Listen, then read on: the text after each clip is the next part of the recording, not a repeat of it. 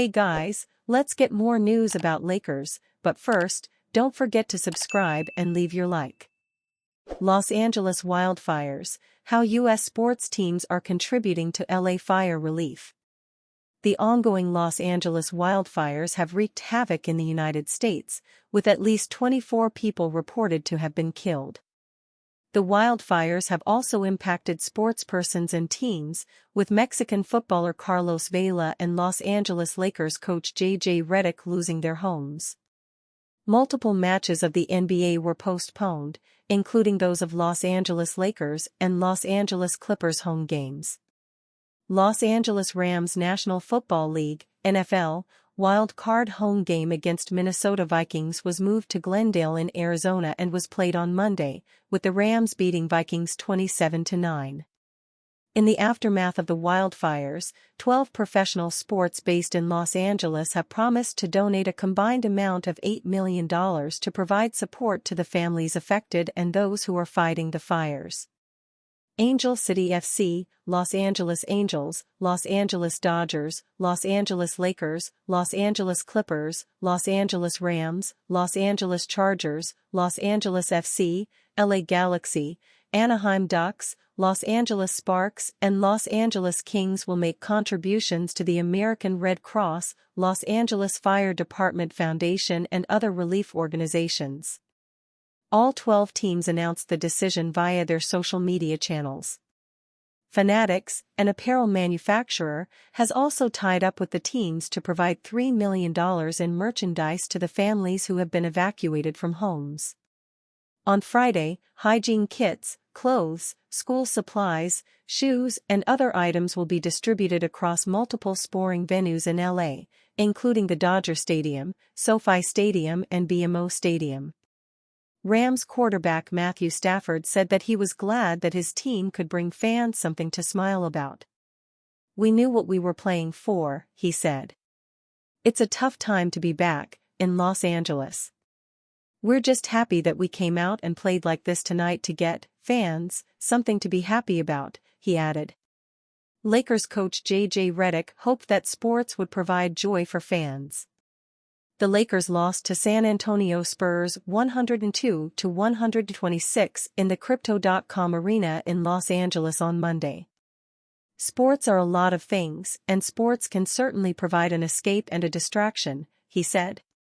"Hopefully sports tonight can provide some joy as well," Redick, who lost his home in the fires, added. NBA, Spurs surge past Lakers and both teams return to action.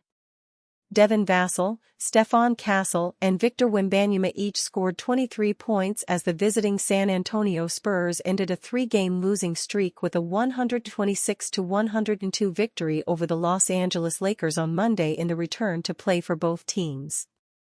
The Lakers had 2 home games postponed in the past week, including a game against the Spurs on Saturday, as a safety precaution because of deadly wildfires in the Los Angeles area.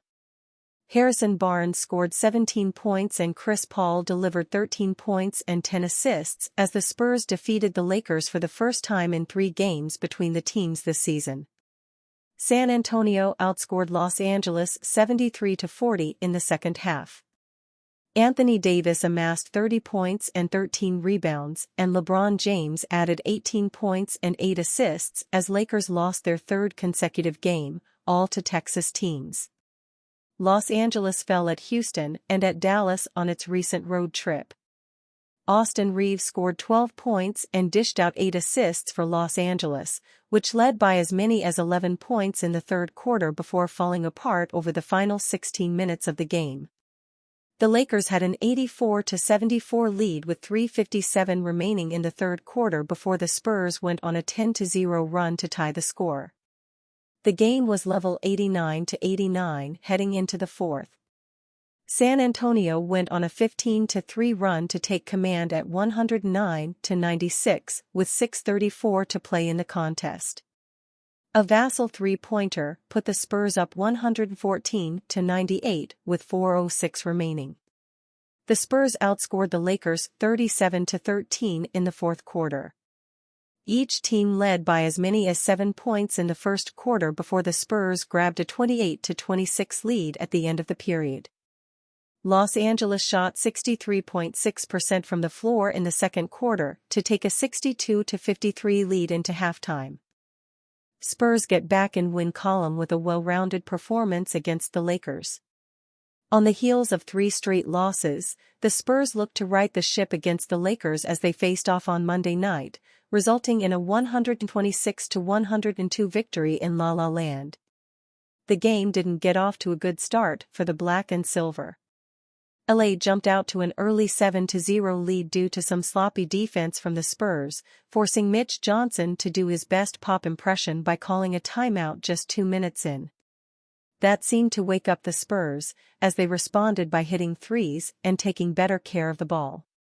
Still, the Lakers were able to generate good looks of their own, leading to their role players making triples of their own. Of course, fans didn't tune in to watch the likes of Rui Hachimura or Austin Reeves. Everyone was anticipating the matchup between the Alien and the King, and they delivered. After Wemby made a deep three, LeBron tried to answer with one of his own, but he failed to convert. Undeterred, he continued to attack the French phenom, showing off his old man strength. Answering the bell, Wemby made another three to keep the Spurs in the game. As soon as he left the game, though, LA went on a small run, resulting in them building a double-digit lead. Fortunately for San Antonio, they quickly made up ground through a flurry of dunks. Wemby first made a two-handed jam running straight down the middle in transition. Then, Devin Vassell attacked Anthony Davis without any hesitation and threw down a vicious slam on arguably the second-best defensive player in the league. Finally, after another LA turnover, Wemby made his second dunk in as many minutes with no one in the vicinity of Area 51. And just like that, the Spurs had tied the game. San Antonio maintained their momentum going into the fourth. With Wemby and the young guys on the bench, it was now the vets' turn to close out the game. CP and Harrison Barnes controlled the offense and slowed down the game, ensuring that no Lakers comeback was in place. In the end, the Spurs rode their late momentum to a 126-102 victory over LA. The score is more lopsided than how the game played out, but it was still a very encouraging result that snapped a mini-skid for San Antonio. Instant analysis: Lakers can't handle Spurs' second-half masterclass in third straight loss. The Los Angeles Lakers fell to their third loss in a row as the San Antonio Spurs defeated them 126-102 at the Crypto.com Arena in Los Angeles. This was the Lakers' first game in a week, with their last 2 contests being postponed due to the Los Angeles wildfires. The Spurs had 3 players lead them in scoring with 23 points: Victor Wembanyama, 10-17 FG, Stephon Castle, 10-16 FG, and Devin Vassell, 9-18 FG. Wemby also had 8 rebounds, 5 assists, 3 blocks, and 2 steals in the win, while Vassell had 6 rebounds, 4 assists, and 2 steals. Chris Paul had 13 points, 3-6 FG, 10 assists, and 4 steals, while Harrison Barnes scored 17 points, 5-8 FG. The Lakers were led by a strong Anthony Davis performance with 30 points, 13-18 FG, 13 rebounds, 2 steals, and 2 blocks. LeBron James had an efficient 18 points, 7-11 FG, 5 rebounds, and 8 assists, but his lack of aggressiveness was startling. Austin Reeves had an inefficient 12 points, 4-13 FG, and 8 assists, while Max Christie had a quiet 10 points, 4-11 FG. The Spurs scored 73 in the second half, while the Lakers only managed just 40. It was a shocking collapse at home and inexplicable in its nature.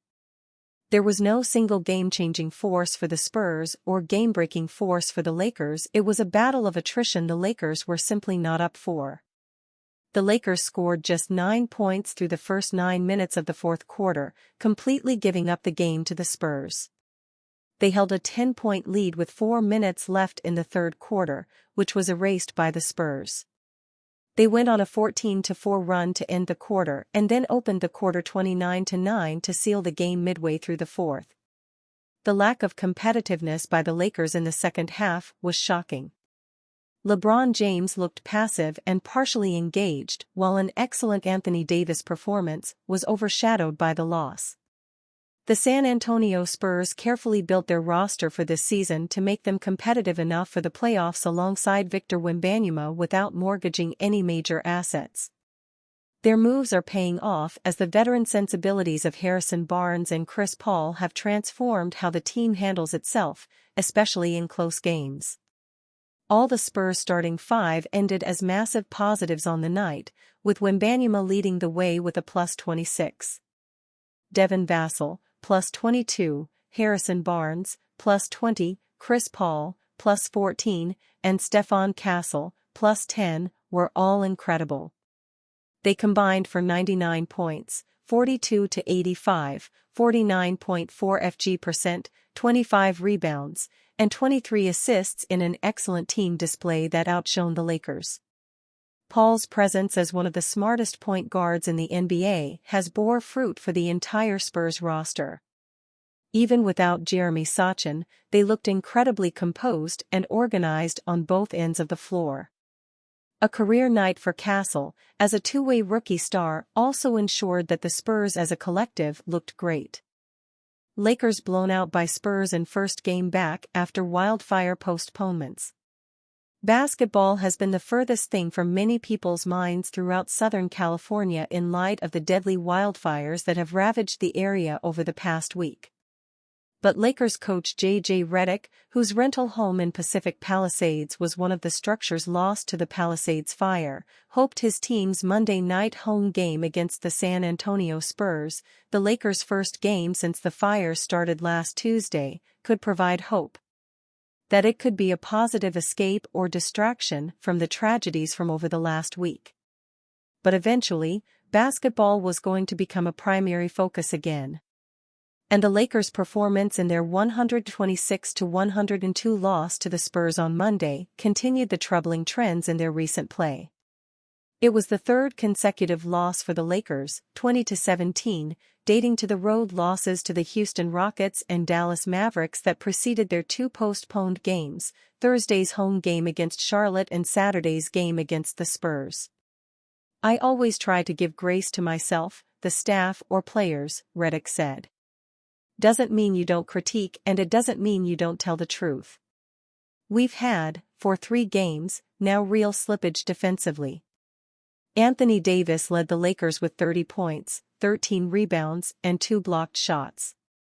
LeBron James had 18 points, 8 assists and 5 rebounds, but had 7 of the Lakers' 18 turnovers and took a season-low 11 shots, the same number as Max Christie and 3 fewer than Austin Reeves. The Spurs turned the Lakers' 18 giveaways into 25 points and outscored them 66-40 in the paint. "The point of attack was not good tonight, and I'll have to look at the film," Redick said. "I turned to assistant Ty Abbott, who had the scout today, and I just was like, man, feels like there's no one to the paint for us. That's what I saw in real time. Obviously, I'll have to look at the tape, but everything was at the rim, 66 points in the paint. That's tough." After an encouraging first half, the Lakers were dominated by the Spurs, especially in the fourth quarter. San Antonio outscored the Lakers 73-40 in the second half, including 37-13 in the fourth, after the Lakers had a 62-53 lead at halftime. The Spurs closed the third quarter on a 15-5 run to tie the score and outscored the Lakers 25-9 in the first 9 minutes of the fourth. Trading for Zach Lavine would require Lakers to make franchise-altering decision. The introduction of the second apron has forever altered the modern NBA. Teams now operate in fear of the consequences of facing penalties that would set their respective franchises back for financial irresponsibility that was previously possible to somewhat easily overcome. No player projects to face the backlash of that reality quite like Chicago Bulls shooting guard Zach Lavine, a long-rumored Los Angeles Lakers trade target. Lavine is in the midst of a tremendous 2024-25 season, performing at a level that could result in a third career All-Star selection. He's shooting the lights out, creating for himself and others, and giving the Bulls an unexpected chance to make the playoffs. With this in mind, there's ample reason to believe the Lakers would benefit from adding Lavine to their roster ahead of the February 6 trade deadline. The hurdle, however, is the simple fact that Lavine has 3 years and $137,998,980 remaining on his contract. That monumental figure has inevitably inspired doubt, as teams would need to part with a considerable number of assets to acquire him. For the Lakers in specific, it would come down to a simple decision: are they willing to bet on Anthony Davis and Lavine as their superstar duo moving forward, and do they feel Austin Reaves fits into the equation? On the offensive end of the floor, Lavine and Reaves project to be one of the most dynamic backcourt duos in the NBA. Lavine is an elite three-point shooter who can play both with and without the ball, while Reaves is more than adequate off the rock and dynamic with it. From that perspective, the Lakers have every reason to believe they could build something promising with Davis dominating the interior and Lavine and Reaves working the perimeter. The downside, however, is the reason Rob Pelinka would likely need to choose between Lavine and Reaves: defensive inconsistency. To put it simply, neither player is known for providing positive results on that end of the floor. As such, a trade for Lavine would result in Los Angeles having 2 high-level offensive players in the backcourt who would simultaneously hemorrhage points on defense. Even with the defensive issues, Lavine's production in 2024-25 admittedly calls for intrigue. Thus far, he's averaging 24.0 points, 4.8 rebounds, 4.4 assists, 0.9 steals, and 3.3 three-point field goals made while posting an absurdly efficient slash line of .517/.450/.818. The question facing the Lakers is thus as simple as it is complex: is Lavine truly worth $96,186,258 more than Reaves? That's the difference in their contracts over the next 3 years, which must be considered in any potential deal. Lavine is certainly more accomplished than Reaves, and even has him in scoring and shooting efficiency, but determining the context of that number will be the ultimate decider. And you, fan? What do you think of the situation of Zach Lavine? Leave your opinion in the comments.